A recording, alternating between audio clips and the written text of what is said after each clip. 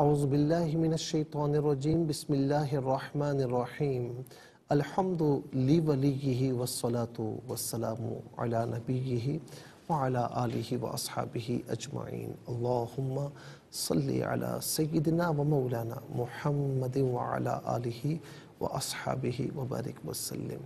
محترم ناظرین و سامعین، ڈیئر ویورز اینڈ لسنرز، السلام علیکم ورحمۃ اللہ وبرکاتہ۔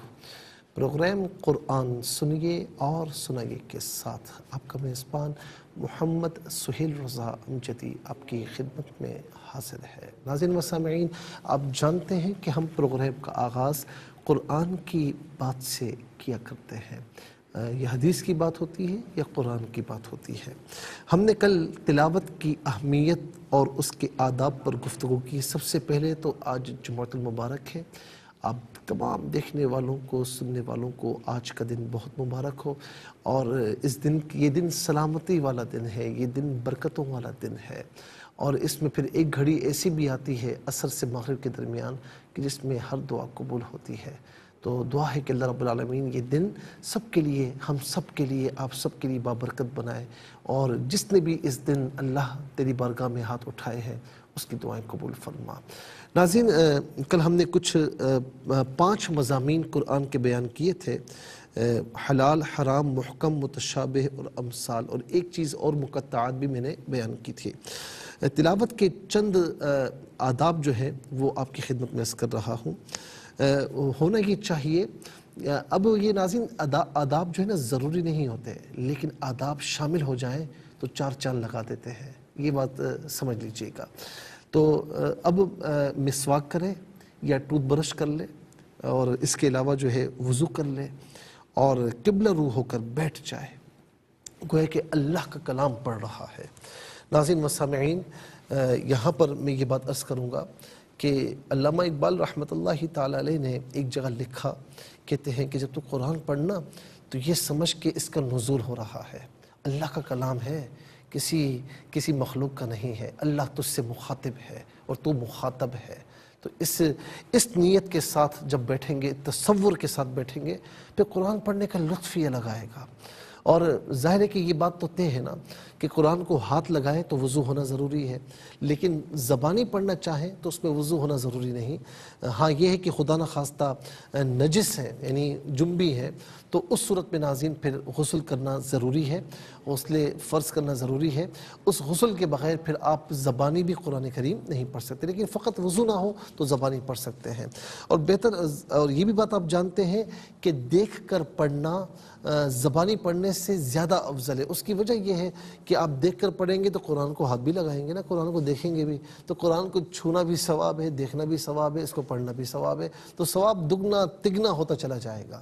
تو فرمایا کہ پھر الفاظ و معانی میں غور اور فکر کرتے ہوئے دل کو پوری طرح متوجہ کر کے خشوع اور خضوع کے ساتھ اعوذ باللہ اور بسم اللہ، یعنی تعوذ و تسمیہ پڑھتے ہوئے انتہائی عجز و انکساری کے ساتھ تلاوت آغاز کرے، اور پھر تلاوت میں مشغول ہو جائے۔ نہ بہت بلند آواز سے پڑھے اور نہ بہت پست آواز سے، بلکہ درمیانی آواز سے پڑھے۔ اور فرمایا کہ بہتر یہ ہے کہ تلاوت جو ہے دیکھ کر کرے، کیونکہ قرآن مجید کو دیکھنا بھی عبادت ہے، اور 2 عبادتوں میں ثواب بھی دگنا ملتا ہے۔ حدیث پاک میں کہ جس نے دیکھ کر قرآن مجید کی تلاوت کی اس کے لیے 2000 نیکیاں، اور جس نے زبانی پڑھا اس کے لیے 1000 نیکیاں لکھی جاتی ہیں۔ اور یہاں پر یہ بات بھی عرض کروں کہ حفاظ قرآن بہت سے ہوتے ہیں، الحمدللہ میں خود بھی ظاہر ہے کہ اس فیلڈ میں ہوں، اور تراویح کا معاملہ ہوتا ہے تو ہمیں زبانی پڑھنا پڑتا ہے، تو قرآن شریف ہمارے جیب میں ہو یا کہیں پر بھی ہم نے، تو وہ قرآن شریف تشریف فرما ہوتا ہے تو ہم پڑھتے ہیں، جہاں بھول جائیں تو وہاں دیکھ لیتے ہیں۔ تو ظاہر ہے کہ جو حفاظ ہیں وہ زبانی پڑھتے ہیں، اور ان کا زبانی پڑھنا ضروری بھی یاد رکھنے کے لیے، لیکن یہ عام طور پر بات ہو رہی ہے کہ دیکھ کر پڑھنا زیادہ افضل ہے۔ 3 دن سے کم میں قرآن کریم کو ختم نہ کرے، بلکہ کم از کم 3 دن یا 7 دن یا 40 دن میں قرآن کریم کو مکمل کرے، تاکہ معانی اور مطالب کو سمجھ کر تلاوت کرے۔ ناظرین، سمجھ کر تلاوت نہیں بھی ہو سکتا تو خشوع اور خضوع کے ساتھ کرے، قرآن خود بخود اپنے الفاظ تمہارے دلوں میں ہوتا رہے گا۔ حدیث پاک میں ہے نا کہ جب تلاوت قرآن کریم کرو تو فرمائے کہ رو، فَإِن لَّمْ تَبْكُوا علم تب کو فتبا کو، اگر رونا نہ آئے تو کم از کم رونے والی شکل ہی بنا لو، وہ ایک جو ہے نا ماحول پیدا کر دو رونے والا، تو پھر آپ دیکھو قرآن کریم کیسا اثر کرتا ہے۔ اور یہ قرآن کریم کا اعجاز ہے کہ عربی کسی کو سمجھ نہ بھی آئے لیکن پڑھنے والا قاری اچھے طریقے سے پڑھ رہا ہو تو سن کر دل پر اثر ہوتا ہے، یا تو رو پڑتے ہیں یا اللہ کی رحمت سے دل خوش ہو جاتا ہے۔ ترتیل کے ساتھ اطمینان سے اور ٹھہر ٹھہر کر پڑھے، ارشاد ربانی ہے ورتل القرآن ترتیلا، کہ یعنی خوب ٹھہر ٹھہر کر قرآن مجید کو پڑھو۔ اس میں کئی فائدے ہیں۔ اولاً تو اس سے قرآن مجید کی عظمت ظاہر ہوتی ہے، اور ثانیاً قرآن مجید کے عجائب و غرائب کو سوچنا اور معانی کو سمجھنا ہی تلاوت کا مقصود اعظم ہے، اور یہ ترتیل کے بغیر دشوار ہے۔ ناظرین، بقیہ آداب انشاءاللہ ہم جو ہے وہ اگلے پروگرام میں آغاز میں، یعنی قرآن کریم کے اس پروگرام میں آغاز کا جو سیگمنٹ ہوتا ہے اس میں انشاءاللہ ہم بقیہ آداب بھی آپ کی خدمت میں عرض کریں گے۔ یہ جو کہتے ہیں نا کہ قرآن مجید اس طرح نہ پڑھیں، سمجھ کر ہی پڑھیں، سمجھ کر پڑھیں بہت اچھا ہے، لیکن اس طرح بھی پڑھیں گے تو ثواب سے خالی نہیں ہوگا، کیونکہ فقط پڑھنے پر الف لام میم 30 نیکیاں مل جاتی ہیں، فقط پڑھنے پر بخشش کا وعدہ ہے، تو سمجھنا پھر کتنا اعلیٰ ہوگا۔ لیکن یہ آج کل جو پتہ نہیں کیا ہو گیا، انہیں کہتے ہیں کہ جی یہ فقط پڑھنا نہیں چاہیے، سمجھ کر پڑھنا چاہیے۔ نہیں، سمجھ کر تو پڑھنا چاہیے، لیکن فقط پڑھنا بھی ترک نہیں کرنا چاہیے، سمجھنے کی کوشش کریں لیکن فقط پڑھنے کو بھی ترک نہ کریں بلکہ پڑھتے رہیں۔